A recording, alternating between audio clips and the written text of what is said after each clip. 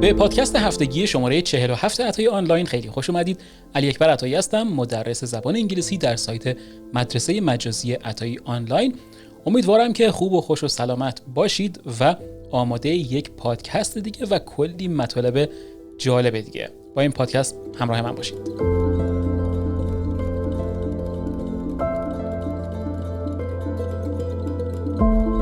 اول میخوایم بریم سراغ یک فعل جالب در زبان انگلیسی، فعل turn on که به معنای روشن شدن یا روشن کردن. این رو بلدید و استفاده هم کردید، اما این فعل ها یعنی phrasal verb ها معناهای خیلی زیادی رو دارن و اگر نتونید که درست ازشون استفاده کنید، یعنی که کسی بهتون این رو آموزش نده، شما نمیتونید که در جاهای بهتر و در جاهای و معانی بهتر ازشون استفاده کنید و ممکنه که بعضی وقتا اشتباه کنید و معانی خیلی بدی رو هم برسونید.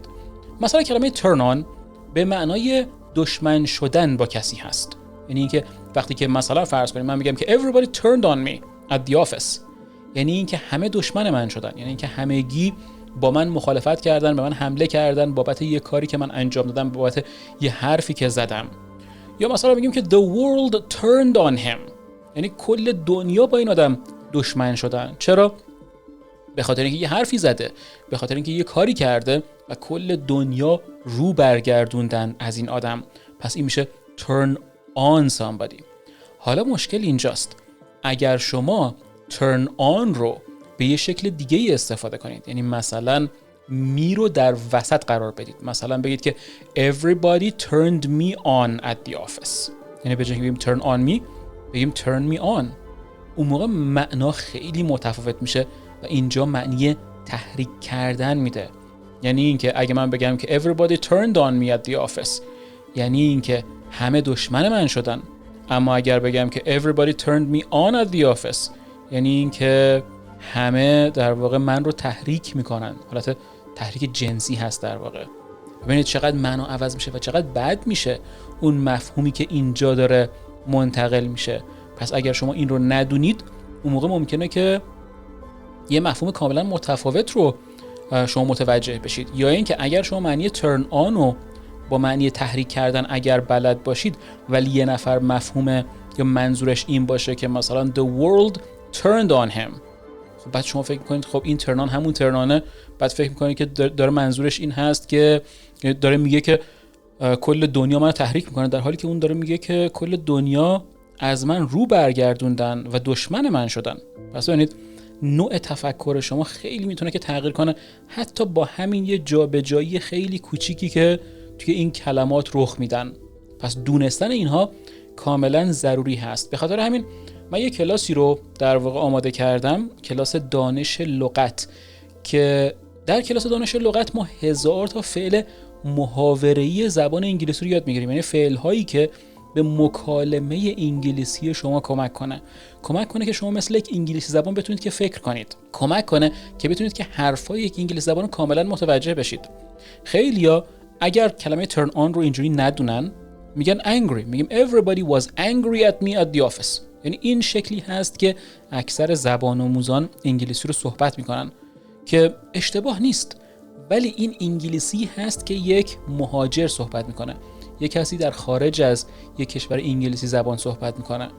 اگر میخواهید که انگلیسی شما دقیقاً مثل یک انگلیسی زبان بشه، حتما توصیه میکنم که در کلاس دانش لغت شرکت کنید. لینکش در پایین همین قسمت وجود داره که بتونید که وارد سایت مدرسه مجازی عطای آنلاین بشید و بتونید در این دوره 222 روزه شرکت کنید. یعنی 222 روز شما 1000 تا، بیشتر از 1000 تا در واقع فعل محاوره‌ای انگلیسی رو یاد میگیرید، فعل هایی که در مکالمه کاملا ضروری هستن.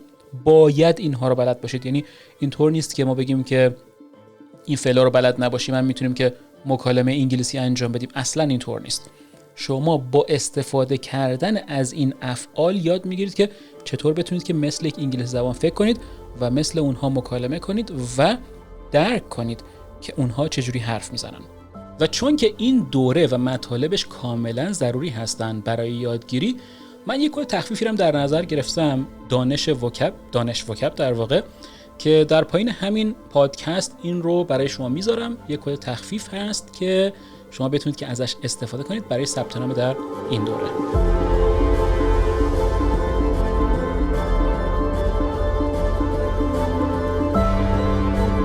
بریم سراغ یک کلمه دیگه، کلمه day که به معنای روز میشه.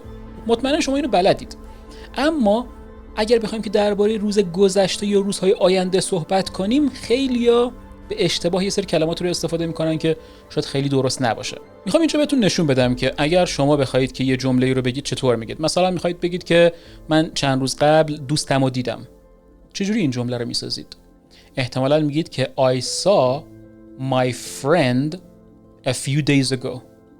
آیا جمله غلطه؟ نه، جمله غلط نیست. اما ساده ترین شکل جمله‌ای هست که یک غیر انگلیسی زبان میسازه. یه انگلیسی زبان از چی استفاده میکنه؟ از the other day.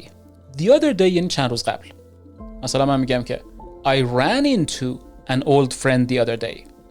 run into به معنای دیدن یک نفر هست، اما به صورت اتفاقی.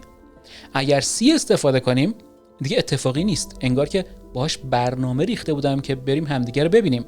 پس I saw an old friend با برنامه کسی رو میبینیم. I ran into an old friend یعنی اینکه همینجوری یهو تو خیابون مثلا همدیگه رو دیدیم. میبینید چقدر فرق میکنن؟ پس اگر شما ندونید که چه مفهومی رو میخواید برسونید، ندونید که این کلمات چیا هستن و چه جوری استفاده میشن، اون جمله انگلیسی که میسازید یه تصویر کاملا متفاوت رو در ذهن یک انگلیسی زبان داره به وجود میاره. پس به خاطر همین میگم که ضروری هست که این فعل ها رو باید یاد بگیرید. یا مثلا میخوایم که درباره روز بعد صحبت کنیم، مثلا بگیم فردا. میدونید فردا رو بلدید، میگه tomorrow. اما اگر بخوام بگم که فرداش، میخوام بگم فرداش رفتیم بیرون، دیگه از کلمه tomorrow نمیتونیم استفاده کنیم. tomorrow برای فردای امروز هست. اون موقع از the following day یا the next day استفاده باید بکنیم. پس اینو دقت داشته باشید. tomorrow دیگه استفاده نکنید برای گذشته، برای فرداش مثلا. پس میگیم که we went out the following day یا the next day، یعنی با هم دیگه رفتیم بیرون. یا مثلا میخوایم که بگیم که یه روز خیلی سختی رو داشتم. کلمه‌ای هست یا جمله‌ای هست که خیلی از انگلیسی زبانان استفاده میکنن. روز سختی رو سپری کردم، روز سختی رو داشتم. احتمالا شما از hard استفاده میکنید، میگید که I had a hard day. درست هم هست، هیچ مشکلی هم نداره، اما یک انگلیسی زبان میگه I had a long day. یعنی اگر long رو برای day استفاده کنم معنای سخت بودن داره، یعنی یه روز سخت رو سپری کردم. پس به جای hard از long برای day باید استفاده کنیم که منظور سخت بودن رو برسونیم.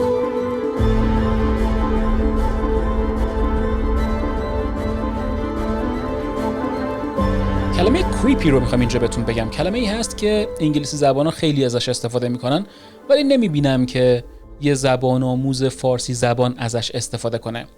creepy به معنای عجیب، چندش، یه جوری در واقع. وقتی ما بخوایم بگیم یه جوریه میگیم creepy، یعنی اون حالت نرمال و استاندارد رو نداره. مثلا یه همسایه من دارم، میگم the new neighbor is really creepy، خیلی یه جوریه.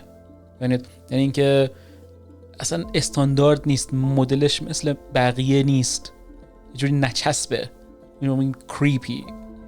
یا اینکه میتونیم که از اصطلاح give me the creep استفاده کنیم.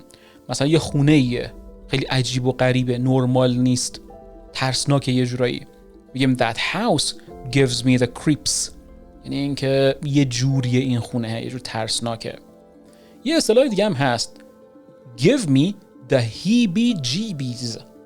heebie H-E-E-B-I-E و J-E-E-B-I-E heebie-jeebies به معنای همین عجیب و غریب بودنه.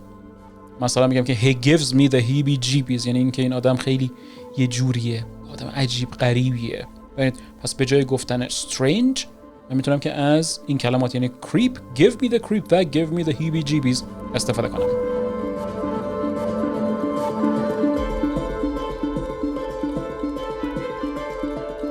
همه زبان آموزان بلدن که از very استفاده کنن، اما خیلیا از quite بلد نیستن استفاده کنن و quite یکی از اون کلمات هست که خیلی زیاد توسط یک انگلیسی زبان استفاده میشه و بهتر هست که اون رو یاد بگیریم.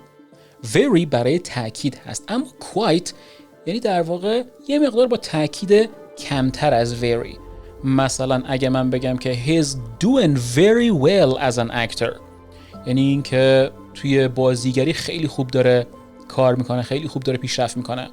اما اگر من نخوام که بگم خیلی، یعنی این که بگم در حد خودش ولی خب از اون استاندارد بیشتر ولی نه خیلی خوب، اون موقع از quite استفاده میکنم قبل از well. میگم که he's doing quite well as an actor، یعنی نه very نه خیلی هم همینجوری معمولی، یه ذره بیشتر از معمولی یه ذره کمتر از very. یا مثلا میگم که she lives very far from here، یعنی خیلی دوره. اما اگر بگم که she lives quite far from here، یعنی اینکه دور هست اما اونقدرم دور نیست ولی اونقدرم نزدیک نیست. حالا اگر بگم not quite، یعنی دارم در واقع اون تأکید دارم ور میدارم، همون یه مقدار تأکید رو هم بر میدارم. مثلا میگم که he is not quite ready. ببینید یعنی اینکه اگه بگم he is ready یا he is not ready یعنی اینکه آماده نیست. اگه بگم he is not quite ready یعنی اینکه اونقدر رو هم آماده نیست، یعنی حالت اونقدر رو داره. یا مثلا میگم که it's not true یعنی اینکه درست نیست، حقیقت نداره. اما اگه بگم it's not quite true یعنی یه سری چیزاش حقیقت داره یه سری چیزاش نداره، یعنی اونقدر رو حقیقت نیست. یا مثلا اگه بگم I didn't understand یعنی هیچی نفهمیدم. اگه بگم I didn't quite understand اینجا دارم میگم که اونقدری که باید نفهمیدم، یه سری چیزا فهمیدم ولی اونقدری که باید رو نفهمیدم. پس ببینید با استفاده کردن از quite و not quite میتونید که مفهوم جمله رو یه جوری دستکاری کنید اما عوضش نکنید.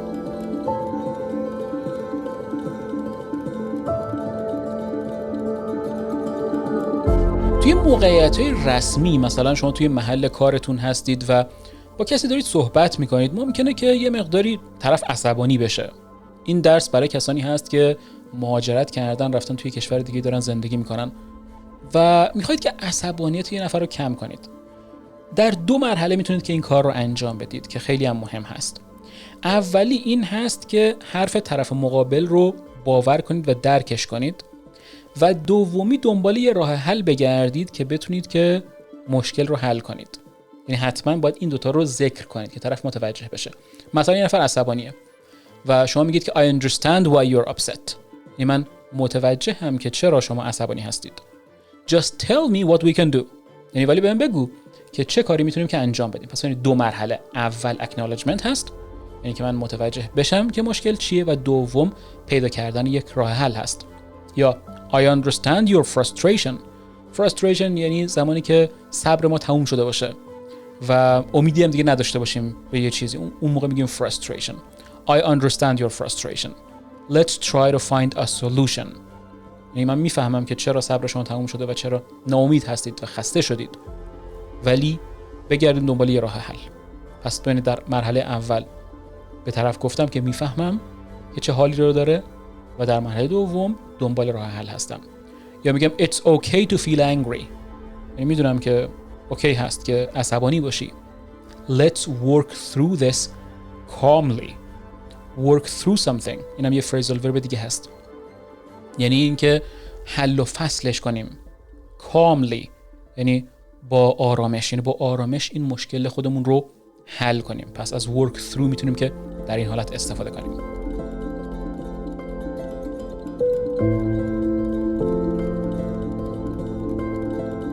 make معناهای خیلی زیادی رو در انگلیسی داره و چند تا از اونها رو اینجا میخوام بهتون بگم. مثلا make a night of something. make a night of something به معنای شب زنده داری کردن هست، یعنی اینکه خیلی خوش گذشت بهمون توی یه شبی. مثلا we made a night of last night یعنی اینکه دیشب نخوابیدیم یه سری کارهایی رو انجام دادیم خیلی بهمون خوش گذشت. پس we made a night of something به این شکل باید بگیم. همچنین اگر از make به اضافه ends meet استفاده کنم، meet M-E-E-T make ends meet، این به معنای این هست که حقوقی داشته باشیم که ما رو بتونه که به انتهای ماه برسونه، یعنی از یه سر ماه به یه سر ماه دیگه ما رو برسونه. مثلا اگر من بگم که I can't make ends meet یعنی حقوقم کفاف نمیده که خودم رو به انتهای ماه برسونم، یعنی وسط ماه که میشه کم میارم از لحاظ مالی. این میشه I can't make ends meet. یه اصطلاح دیگه هست make an exhibition of yourself. این یعنی این که یه جور زایه بازی در آوردن، یه جوری یه کاری کردن که مضحکه دیگران شدن. این میشه make an exhibition of yourself. مثلا he made an exhibition of himself after drinking too much. یعنی یه نفر مشروب زیاد خورد، مست شد، بعد شروع کرد یه سری زایه بازی ها در آوردن، یه شکلی که خیلی زایه بود دیگه، یعنی آبروی خودشو برد. در این حالت میگیم make an exhibition of himself.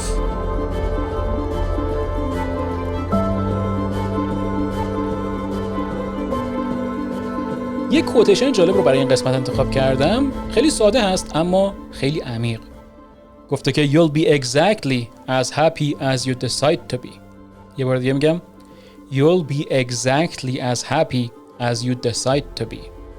یعنی اینکه شما میتونید دقیقاً همون قدر خوشبخت باشید که انتخاب کنید که خوشبخت باشید. پس ببینید happy در اینجا به معنی خوشبخت بودن هست، نه به معنی خوشحالی. خوشحالی لحظه‌ایه. happy که در اینجا میگیم به معنای خوشبختی هست. You'll be exactly as happy as you decide to be. یعنی اینکه شما به محض اینکه تصمیم بگیرید که خوشبخت باشید همونقدر میتونید که خوشبختی رو حسش کنید. پس امیدوارم که تصمیم بگیرید که خیلی خوشبخت باشید و خیلی خوشحال باشید تا اینکه همونقدر خوشبختی رو حس کنید.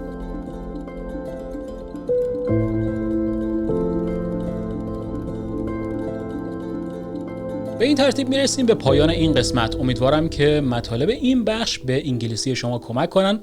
بازم تاکید میکنم که کلاس دانش لغت یک دوره 222 روزه هست که بیشتر از 1000 تا لغت محاوره انگلیسی رو شما یاد میگیرید. یعنی در واقع این لغات بهتون کمک میکنن که انگلیسی مکالمه شما مثل یک انگلیسی زبان بشه. همچنین یک کد تخفیف برای شما عزیزان در نظر گرفتم که در قسمت توضیحات میتونید که اون رو پیدا کنید و با این کد تخفیف میتونید که یه تخفیف مناسبی رو بگیرید برای ثبت نام در دوره دانش لغت 1.